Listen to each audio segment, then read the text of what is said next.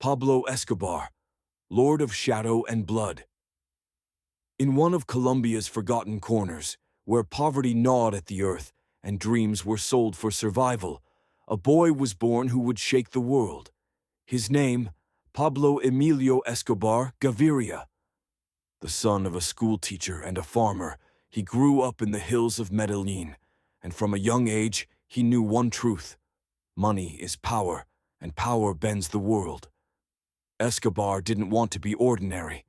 He started with petty crimes, stealing cars, selling contraband cigarettes.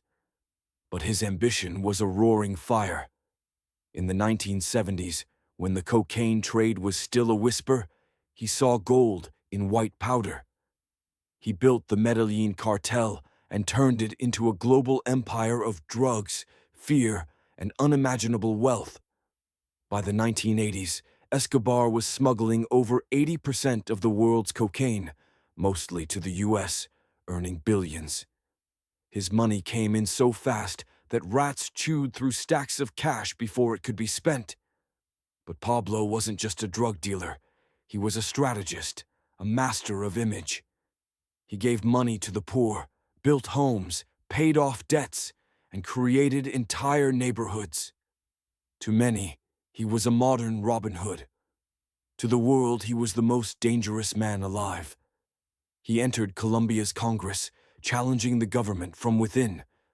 But the dream of controlling a nation from the shadows quickly turned to war.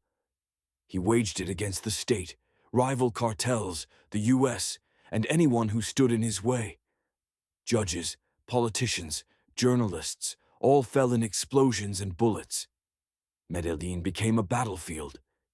Even prison couldn't cage him. He built his own, La Catedral, a luxurious compound where he ruled, partied, and continued business as usual. But when the state tried to move him, he vanished. The hunt began. For months, Escobar was a ghost, hiding on rooftops, slipping through alleys, his empire crumbling around him. The people who once loved him had grown tired of the blood. On December 2nd, 1993, his final call to his son was traced. Colombian forces closed in. A brief shootout on a Medellín rooftop ended it all. Escobar lay dead, some say shot by soldiers, others whisper he pulled the trigger himself. His myth ended with a single bullet, but his shadow lingers still. In the streets he ruled, in the fears he fed, and in the legend of a man who tried to conquer the world, and almost did.